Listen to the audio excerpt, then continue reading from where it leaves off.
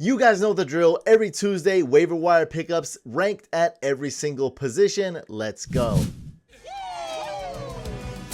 What's up, Couch fam, and welcome to the Week 7 waiver wire pickups video for fantasy football. Do me a favor, if you see any players out of place on this list or I miss any names, drop a comment below. I read every single comment, greatly appreciated. Don't be afraid to do so. There are 4 teams on bye this week and some prevalent teams. The 4 teams on bye for week 7 are the Bills, Eagles, Vikings, and Rams. Let's go on to the quarterbacks to add. This is kind of all over the place. Some names will apply to your team, your league. Some names will not. Number 1, we have Tua. Might have been dropped in a couple leagues here and there. This is a mystery. We don't know what's going on with the concussion protocol or the Dolphins, but I do expect Tua to be back this week, if not pretty soon, and he's got a couple of stud wide receivers to throw to in Waddle and Tyreek Hill. Should be added in pretty much every single league. Dak Prescott expected to be back. Great matchup against the Lions. Players that go up against the Lions put up a lot of points, and these type of games tend to be shootouts, or at least one-way shootouts. Derek Carr, a little bit disappointing this year, but going against the Texans, coming off a bye week, maybe it's a bounce back game for him. Geno Smith has been kind of fire this year, and Vegas has this as a high scoring game going up against the Chargers. Jameis Winston, I do expect him to be back for Thursday Night Football Week 7. Not a guarantee or anything like that, and not a guarantee he's going to have all his favorite weapons to throw to, but Chris Olave should be back. That's a big bonus for Winston. Jared Goff, I don't have a matchup for him, but he's just a good quarterback to add in general. Talked about him a lot on the podcast. He's going to have Jamison Williams back soon, hopefully making his debut as a rookie. He's going to have Amon-Ra healthy. He's going to have DeAndre Swift healthy. Josh Reynolds could have been banged up as well. So a lot of weapons for Jared Goff to throw to. Trevor Lawrence, much improved this year over last year. Just a general quarterback to add. And my sleeper ad of the week is going to be Jimmy Garoppolo. Normally not a high upside quarterback, and this is more of a desperate streaming start. Sleeper, if you will, whatever terminology you want to use. I like targeting players going up against this team, and Jimmy G is going up against the Chiefs. They will have to throw the ball. No Eli Mitchell as of yet, not that I'm aware of. So Jimmy G, expect him to have his best game. He's about QB 20 if you're looking at it in certain ways, like points per game, QB 21 on sleeper overall. So he hasn't been doing great, but he's still better technically than guys like Stafford and Russell Wilson. I know that's not saying much. All I'm trying to say, he's not absolutely horrible in fantasy. A lot of stud quarterbacks are on bye, like Jalen Hurts and also Josh Allen. So if you need a streaming option, he's not going to be that bad. Should put up at least 1670 points, but I expect him to put up over 20 fantasy points, and that's worth a start or streaming option this week. More quarterbacks to add. Matt Ryan, decent matchups coming up. Not a guy that I love or anything. Pretty volatile, pretty unpredictable. Played great Week 6, played horrible Week 5. Not a lot of trust in him. Marcus Mariota, kind of a similar situation. Falcons have been doing surprisingly okay this year, but he kind of failed. At least he failed me when I started him, so he's a little bit unpredictable. Daniel Jones, great matchup going against the Jags. In deeper leagues, we have Davis Mills going against the Raiders. Davis Mills has been very bad in fantasy this year, but could be a bounce back game going against the Raiders. Justin Fields, Deshaun Watson as a stash. Remember, he is suspended. And in super flex leagues and super deep leagues, we have Taylor Heineke. Carson Wentz is going to miss multiple weeks, and Mitch Trubisky should get the start this week. Should get replaced back with Kenny Pickett the following week. Let's go to running backs. The order of this doesn't really matter too much, and there's not a lot of great ones to pick up. I mean, I'm looking at this and I see Latavius Murray number 1, and he's not really screaming like a number 1 ad to me. Broncos are in a pretty big mess. I don't know what's going on with Melvin Gordon. He was benched or kind of in the doghouse. A lot of people made fun of me and said Latavius was going to take Mike Boone's job. Well, who's laughing now? Latavius Murray didn't take Mike Boone's job. He just took Melvin Gordon's job. So I don't know what's going on there with Melvin Gordon. Maybe by the time this video comes out, we'll have more clarification. Or probably not, that's my guess. In deep leagues, one of my favorite stashes is Kyren Williams. He was going to play week 1 and probably have a significant role, but he got injured. He should be back really soon. Cam Akers looking to get traded. If he doesn't get traded, maybe he gets cut. Maybe Cam Akers gets traded for CMC. And I got something else to tweet about. Deontay Foreman, excellent handcuff. Well, not really that great of a handcuff, but in terms of CMC, rumors of him being traded, Deontay Foreman would be the starting running back, so definitely want to give him an ad, especially in deeper leagues, at least as a stash. And if anything were to happen to CMC, Deontay Foreman should be the starting running back there. Now, we got James Cook, kind of a speculative ad, but there's a couple reasons why you want to add this guy. Other than we like him as a prospect and he's talented and he can catch, other than him, supposed to be good, right? Other than that, the obvious, the talent, the potential. Well, number 1, Zach Moss was a healthy scratch. That's a big deal. Number 2, bye week. So when we get those two things formulating, right? Put them in a science lab. Like, what's going to happen? What's going to be the outcome of this experiment? Maybe James Cook starts getting some more playing time when the Bills come out of this bye week. Definitely worth considering an ad in PPR leagues, I think, even though Singletary's been the man so far this year. Gus Edwards should be back fairly soon. Jaylen Warren, good ad as a handcuff to Najee Harris. Samaje Perine, good cuff to Mixon. Matt Breida, decent cuff to Saquon. Sony Michel may be worth an ad. Joshua Kelly suffered a knee injury, and Michel didn't look too bad. We also have Kenyon Drake. This is just super deep league, like garbage ads at this point. Kenyon Drake and Chuba Hubbard. At wide receiver, let me take a sip of the juice. The numbers really don't matter too much, I suppose. You can, I did my best ranking them. I suppose it's a good guide at least to start with on which one to add if you need a wide receiver.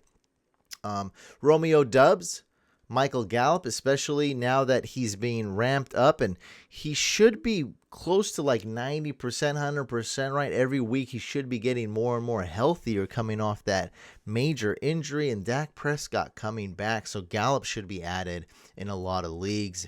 And he's probably already added in your league. Alec Pierce, Rondale Moore, Hollywood Brown did suffer a injury. He seems to be going to miss like 5-6 weeks approximately. I dropped Darnell Mooney.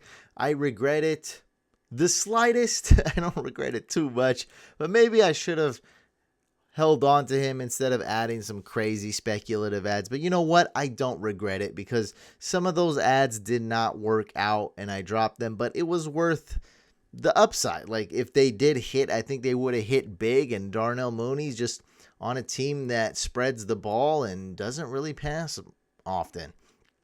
Donovan Peoples-Jones, excited to see what he can do when Deshaun Watson is back, but as of right now, he's a good spot start.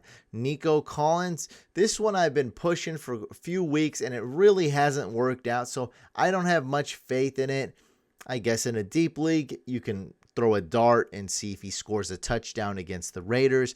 Van Jefferson is on IR, and he is on bye, but could be coming back right after the bye week. maybe he could do some things. We know the Rams need a boost in that offense, so I like Van Jefferson, especially in leagues where you put him on IR. It doesn't waste a roster spot. Wan'Dale Robinson, pretty much a wide receiver 1 for the Giants at the moment. Until my boy Kadarius Toney gets healthy. He's never healthy, though. And then at number 11, I got Paris Campbell. All of a sudden came on. Got a ton of targets, like insane all of a sudden. I don't know if that's going to last. Probably won't week 7. Tyquan Thornton, one of my sleeper dynasty picks. Been trying to tell people this guy's good. He is a speedster, but people think he's a one-trick pony. Hey, maybe so, but I don't think he's that bad, and he's already doing some things in the NFL in a crowded wide receiver room. Probably not the most prolific passing offense either.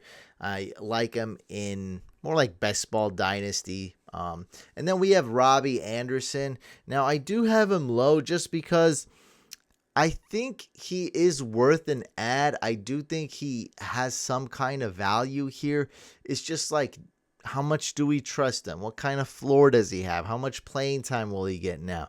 And by all, like, when you finally figure it out and answer all those questions, I mean, we got Hopkins, we got Ertz, we got Rondell Moore, and well, you know it, in a week or two, Hollywood Brown's coming back. So I don't think Robbie Anderson's really that great, but hey, he's going to be like your wide receiver 6. Moving on to tight ends, my sleeper tight end, Robert Tonyan, just woke out of a coma, got a ton of targets and balled out of nowhere. But with guys like Sammy Watkins hurt, Randall Cobb suffered an injury, seems kind of minor. Christian Watson always hurt, and the Packers haven't traded for a wide receiver yet. Robert Tonyan definitely worth an ad. I do expect the Packers to trade for a receiver because I don't know why they wouldn't. They have Rodgers. He's only going to be playing a couple more years. You need a receiver, and without one, they're not going to win anything this year. Evan Ingram, started him in one league last year, helped us win in Throne. Then we got Mike Gesicki. You guys know how tight ends have been this year. Not great. Noah Fant. I like him over Disley, by the way. Been telling people about that for a couple weeks. Hunter Henry. Greg Dulcich. He's back for the first time. Rookie tight end. Albert O. Healthy scratch. Wow, what's going on? Hayden Hurst.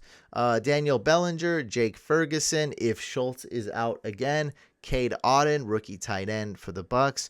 Juwan Johnson, that's, talk about a sleeper ad right there, Juwan Johnson, and Kyle Granson. Moving on to defenses. Eagles D is a great stash. They're on bye this week. Bucks D, they could be my number 1 defense this week.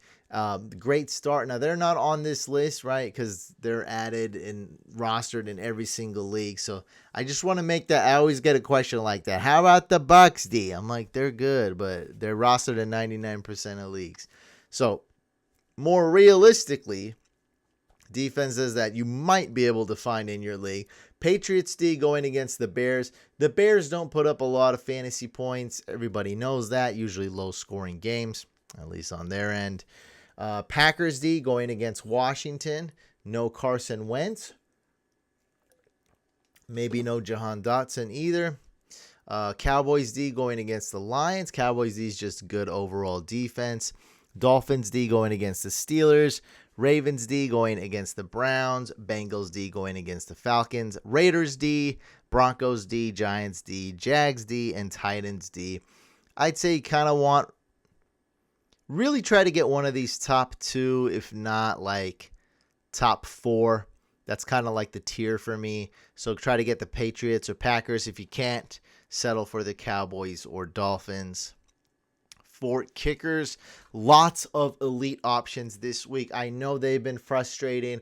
I've been off with some of my rankings and recommendations at kickers. And some weeks, like all kickers, just kind of have been inconsistent. But this week, I'm very confident in them. We're going to get our groove back. Don't worry. Trust me. Everything is going to be fine. Well, it started already a little bit on Hack My Lineup and in some of my leagues and recommendations. I just told everyone to go add Harrison Butker. I expected him to play last week. at least he had a very good performance. I think 10 fantasy points he put up. So that's pretty good. So we're getting some studs back. We're getting Harrison Butker back. He's a good start every week. We got Daniel Carlson back from bye week. Some people may have dropped him. And then we have Ryan Suckup, the elite option. So it wasn't all bad. And we have these three as the top three right there. And if you can't get Suckup, Carlson, or Butker, Brett Maher should be an excellent, amazing start this week against the Lions. Pretty good kicker just about every week, so you can start him long term as well. If you can't get him, go get Brandon McManus, Graham Gano, Nick Folk, Will Lutz, Younghoe Koo, Mason Crosby, or Jason Sanders. Now, Jason Sanders has a very good matchup. I think a lot of field goals is in his future for week 7, but he's a guy that I can't trust. When I seen him kick week 6, it was pretty bad, man. And when guys are kicking like that, I just kind of lose all my faith in him. So even though I have him ranked number 11, and I do think this will be a great opportunity for him, Jason Sanders, sorry, but I don't really trust you. Well, there you have it, folks. Thank you so much for watching this video. Thank you so much for all the support. Make sure you guys subscribe, hit the bell icon, turn notifications on. We have a second YouTube channel called Fantasy Couch Podcast. Subscribe to that one as well. Good luck this week. All right, guys. See you on the next video /live.